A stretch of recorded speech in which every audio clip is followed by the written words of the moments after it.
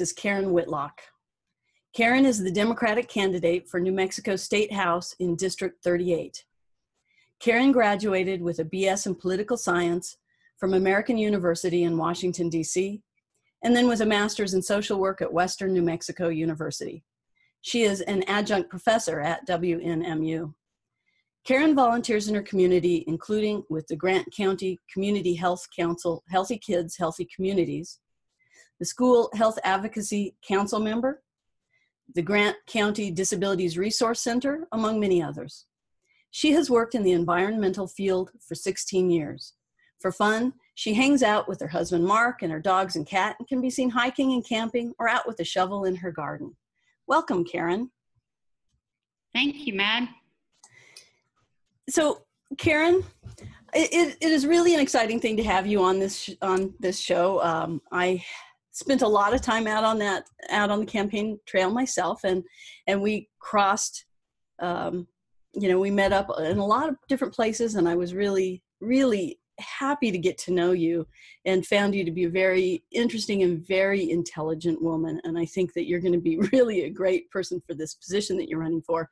So, what I want you to do first is tell everybody about your district, because even people in your own district might not know exactly where this district is besides in their own neighborhood. So can you tell us a little bit about it? Sure. This district is encompassing Grant County, Sierra County, and a tiny little piece of Hidalgo County called Verdon. And I share the district mostly with Rudy Martinez. We sort of share bits and pieces. We kind of split Grant County, and he has a little bit of Sierra County, Hillsborough, and then I have the remainders. Okay. Of the county. So that's what this district encompasses. Right. So your district is really actually kind of large, and so you have in your district you have people that live in the city, you have agricultural areas, and then you have the mining community. Is that right? That's correct. Yes. So there's a really wide range of things then that you have to be covering when you're thinking about how you are going to help to represent this group of people.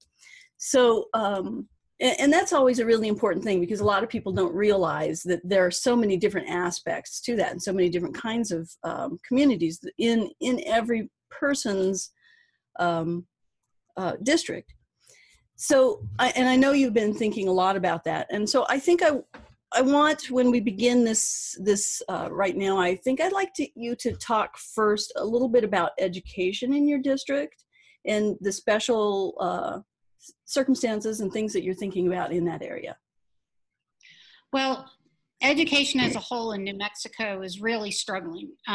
We are 50th in the nation, dead last, right, and we're not serving our people. And it seems to me that rural districts have been left behind even more so than have the urban districts. The collective people in Albuquerque, Santa Fe, and Las Cruces seem to be able to scream a whole lot louder. But we're really struggling in rural areas as well. And we need to have the resources to educate our kids. I mean, I've met some amazing teachers, and they are able to pull off miracles, but they still have to spend a lot of their own money to do it. The schools don't have a strong enough broadband signal for more than one classroom to be using it at the time. It is a real struggle for educators to be able to do the jobs that they want to do and need to do in order for us to come up in education. So I feel pretty strongly that we need to have a lot more resources put to education, and more in the rural areas in particular, because they have additional struggles that they don't necessarily face in Albuquerque, for example, or Las Cruces. So I'd really like to find a way to focus some more resources in our rural areas. Yeah, and that really makes sense. Again, I live in a rural community as well, of small town of Socorro, and I've spent a lot of time up there in Silver City, and Silver City being your large city, and that's Right. not really a large city. It's Not at all. small, and I know, thinking about that, and I'm you brought up broadband. I read, last spring or early this past year about the bus that one of the legislators had put together, this bus that was going to travel around, and it was going to have all these computers, and it was going to connect for these schools that needed computer access. And this bus would drive up and park, I guess, outside of the school, and then connect through broadband to the computer, or through the airwaves, and I'm thinking, well, how is that going to happen in a district like yours, where or mine, where we're talking about these communities where does the school even have a wide enough way to make that possible? So that sounds more like something that would be done in the city. So what do you think about something like that?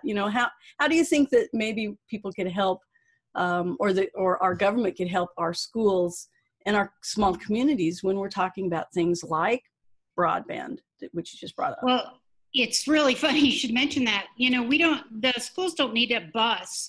They need something that's there permanently. They have some of the classrooms have dedicated computer space, but no more than, they don't have the capacity, they don't have enough bandwidth to allow any more than one classroom at a time to use it.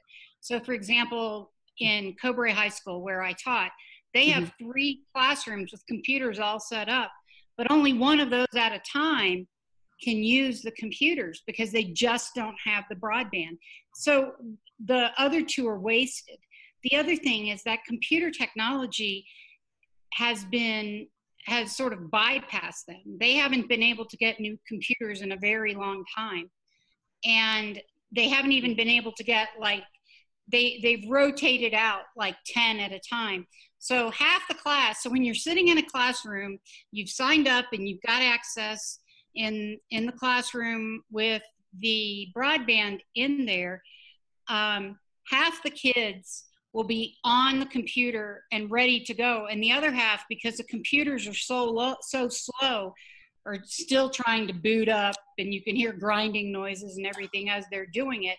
So you can't really teach an entire class at a time. They need to have, in addition to the broadband, they need to make sure that their technology, their computers themselves, are upgraded so that they can handle the new technology, because some of them would just time out and it wouldn't do us any good in the classroom. We would be stuck. And that's no good. If only half of the class is getting the lesson, then only half of the class is getting the lesson. What's going on with the other half? And some students have at home and everything, so it's very difficult to teach a class when you need that access. In addition, another time when I was teaching a class, I had a video that I wanted to show online, through the internet.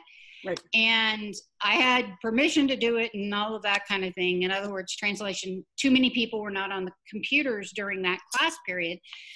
But it would never pull up it never had enough strength to pull up the video. So I ended up talking the kids through it and saying, and a lot was lost in translation. I'm not as good as that show was. And so that was really a challenge for me. So those are challenges that teachers face every single day. And that's just one set of challenges they face. But it seems to me that that's something that we really need to look at the quality of education, where it has nothing to do with the quality of the teacher. It has to do with the quality of the technology that's available to them. Right. Yeah, and those are really, really good points. So, so a big part of it then is just bringing in money and support, not just for wages, because I know that that's a problem, That's but huge. Yeah. also for infrastructure. So really just to get both of these things taken care of would really be helpful in our rural communities, especially since we're dealing primarily with rural communities here when we're talking about our districts. Absolutely. In addition, there are federal funds that are available in order to help the communities out with that. Mm-hmm. The state, I believe, in the case of broadband, it has to contribute, and I think it's 10%. Regardless, it's a very small amount. And under the Martinez administration, that money was vetoed out. So they couldn't even they're leaving all this federal money on the table because they couldn't even get the 10% match in order to do that. And that was taken care of in a balanced budget. So the money was actually there in order to do this. But, you know, and it passed both houses of the legislature, but then got vetoed. So it's very distressing to try and do these things when you don't have help from your administration as well. But the legislature is responsible for getting those kinds of bills passed. Right, absolutely. So let's move on and let's talk about jobs for a minute. And again, yours is a unique community, a unique district, because you also have to deal with the mines. And when you're talking about jobs, it's not just trying to work on the city of Silver City or any of your smaller communities and trying to work on Main Street, because I know in a lot of our districts we're talking about Main Street and we're talking about agriculture, but for you, you're also talking about the mines. So talk about jobs and the economy as you see it for your district. Well, I'm actually a huge supporter of mining. I worked at the mines, and my husband has worked in mining for 30 years. So it has been central to my life. And you know, my husband works in mining. So the thing is, in Grant County, is that we are facing less and less people are going to be able to mine. The mines are getting towards the end of their mine life. And there's another 10 or 15 years with a new mining plan that they've just gotten over at Chino, which is one of the mines in Grant County. But Tyrone is 2021, 2022. And so we're facing a loss of jobs in that area. So we're going to have to come up with new jobs in order for this area to survive. Main Street is a part of that. But we also have to look at bringing in new jobs. Some of what I'd like to look at is really promoting tourism in this state. We have the Gila National Forest is incredible. It's absolutely beautiful. And we need to promote that. The Gila Cliff Dwellings, we need to promote that. The New Mexico True is very good campaign, but we need to expand it. You know, I think New Mexico True ads need to be on the Super Bowl. You know, we need to find ways to promote the tourism. We also need to find ways to promote retirement. A lot of people have started to come here who can't afford to move to Florida, for example, and retire there. We'll never be as big in Florida as we don't want, and we don't want to be. But when we look at, for example, Elephant Butte and TRC are very affordable options, with Elephant Butte as an excellent recreational opportunity. And we've got very mild winters in Elephant Butte, a little more severe in Silver City, but it's still not, like North Dakota or anything. And we need to promote retirement in these areas because it's absolutely beautiful. It's a great setting, very inexpensive. In addition, we need to, and this ties into healthcare, but I'll just say really quickly, we need to make sure that our hospitals, we help our hospitals and we ensure that they're sustainable. Both the Sierra Vista Hospital in TRC and the Gila Regional Medical Center in Grant County. Those are key to both tourism and particularly to retirement. People want to make sure that they have the health care they need when they're going to retire. And that's got to be a part of that plan as far as jobs in the economy. Right. Right. I think that looking at your district, I mean, you really do have a lot of outdoor tourism that is really, possible to be pushed in a large way that really could be of a much larger economic driver than it currently is. And Yes.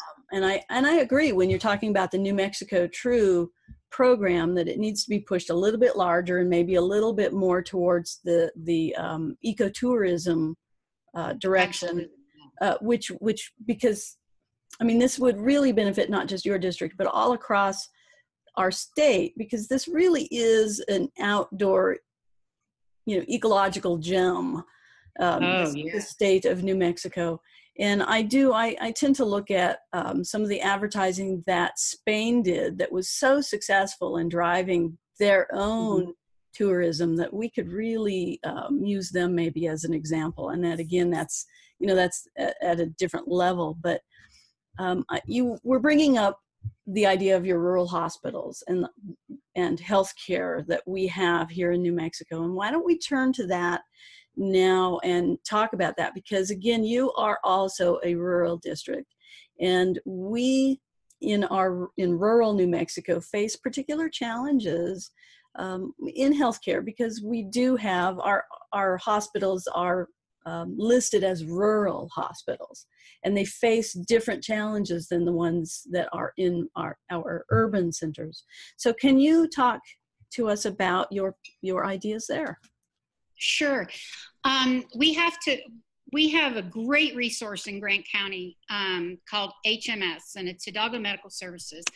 And they've been used as a model across the country for providing the University of New Mexico residency programs in rural areas, bringing these. They would do their first year of residency at UNM. Then they come into the rural areas to do the remainder of their residency, and they get to go around and do different things in these rural residencies. And that is one way it does a lot of things. It brings more healthcare to the rural areas. In addition, it also hopefully encourages these people to stay, and they notice the beauty of these areas and all that these areas have to offer, and hopefully that they stay. Right. In addition, HMS has a recruiting program for additional physicians, as does the Gila Regional Medical Center. And the issue in these areas is we just don't have the providers. To a certain extent, we will not have providers here, but that's where telemedicine comes in. Mm-hmm. HMS is already active in this, and what they do is they provide telehealth with doctors, and you can go in and you speak to them face to face at the HMS, where they have the secure connections that can do that. Right. They that way in certain professions, some professions that doesn't work as well as others, but there are opportunities there for us to expand that. HMS has started that. They're looking to expand that into different areas, but sometimes specialists, it's very hard for people in the rural areas to get to the specialists. And that's one way the specialists might be able to come to them, possibly after an initial visit to Albuquerque, wherever, El Paso, Tucson. They can then have their medicine delivered by telehealth for the most part. They can minimize the amount of times they have to leave. Right. So that's really important. But we also have a shortage of nurses and other healthcare practitioners that we need here in this community. One of the really interesting things is that in the past, in the legislature, there has been a rural healthcare tax credit, where right now they have one for doctors, but we would like to doctors and nurses, but we would like to have that expanded for behavioral health care, for behavioral health professionals, as well as for nurses, nurse practitioners, and other healthcare professionals, even medical assistants, because we have such a shortage in rural areas. And hopefully that would encourage people to stay in rural areas and get training in order to be able to continue, help the profession, the medical profession here. Right, and that makes a lot of sense. Yeah, I've was looking at those healthcare credits while I was running as well, and thought that those would be interesting. And I like that you're talking about expanding those to include, techs and other people at the different various levels, because they are important too. You can't. Yeah. A hospital and a clinic cannot run just on a nurse and a doctor alone. So and especially when we're start moving over when we're talking about mental health, because that mental health seems to be one of those areas that people have a tendency to forget that that's also healthcare, and dental also, and eye care. Right. There's other areas that we need to start beginning to look at and wrapping them up and saying these things are all healthcare. These things aren't separate from each other. They are one and the same. And so I like that you're beginning to see this, or that you're talking about a more holistic sort of medical care. And when we're talking about that, and whenever I start thinking about medical care, it's very fluid movement. It's a great segue to turn to look at veterans, because as we know, the VA and healthcare is one of the big things that you think about when we're thinking about veterans. And our veteran population in New Mexico is among the highest in the nation per capita. And so I would like you to speak for a few minutes about your views or your thoughts and your plans for what we need to do to help our veterans in this state. Well, our veterans, they've served our country, and then we seem to forget about them once they're done with their service. And it's really important that we give them the respect and the treatment that they've earned, frankly. And one of the things that we would like to look at and to expand a little bit is there's a program now where, for example, veterans don't necessarily have to go to the VA up in Albuquerque. There's the rural care, the primary clinic care, and would like to expand that program a little bit more, and so that they can in fact go stay in their communities as much as possible. I know that in addition, the behavioral health, the suicide for veterans is extremely high, and the legislature proposed a study to study suicide in veterans, and frankly, I think it's been studied to death. But the importance of this task force is to gather possible ways to bring resources for behavioral health to these veterans in these rural areas. I know, for example, in Silver City, there is not a single psychiatrist that veterans can see. And, a lot of veterans have PTSD, and they really need to get some care. They are not allowed to see the behavioral. What the bill does that's allowed them to receive primary care treatment in there does not extend to behavioral health. And the behavioral health is just as important as I talked about before, but this needs to incorporate veterans as well.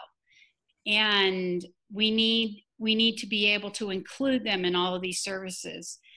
In addition, at Fort Bayard here in Grant County, there is a veterans wing, but the waiting list to get in that particular wing is so long. And that has been proposed to be expanded, but the funding was cut for it. So once again, we have to commit those dollars to our veterans so that they can have the care that they need where they live. Right. absolutely. That really makes a lot of sense. Especially if there is some way that they're getting, again, like you were talking about before with telemedicine, where they may see somebody locally, but then they also have the specialist that is specializing in military PTSD that's in Albuquerque, that is overseeing whatever this treatment plan is that's taking place. And I think that is really a good angle to be looking at, helping, because especially when you talk about, again, our rural areas, a lot of people don't have the capability they might not even have a vehicle, so that they can't get into Albuquerque to go up to the VA. And so they need to find some way to get up there. And this is maybe a good option that we could put into place. So I think that sounds like a good beginning of a good plan. And in fact, I want to mention also in TRC, there is a new wing of their VA hospital that they have not been able to open. They're in the process of trying to open it right now. And one of the things that was proposed, and once again, line item vetoed out, was a bus to transport healthcare practitioners to this facility from Las Cruces. And that money was line itemed out again once again, it was approved by both houses. It was contained in the budget. It was a part of a balanced budget, and yet it was line itemed out so that this would allow the providers to live in Las Cruces, for example, in this case, and be able to ride a bus and they were also going to provide housing for these people while they were there. And so if they had a shift, 12 hours, and then they had another shift 12 hours, they had a place for them to stay, designated for them to stay. And so that they could try to address some of the provider shortages, so they could open up this beautiful new wing of this hospital. Right. Yeah. And that's really that is one of those things that we see about the current administration, that this lack of caring about people at our level, what happens for the average person, or the fact that these veterans did in fact serve this country and need this kind of care. And there are some things we just can't set to the wayside. We do have a responsibility. And I'm really appreciative of the things that you're saying about caring for the veterans.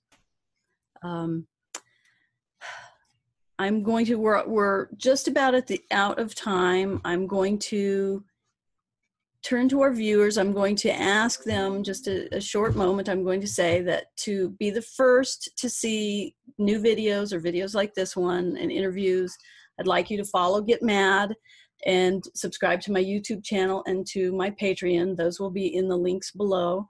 And you may also get exclusive content.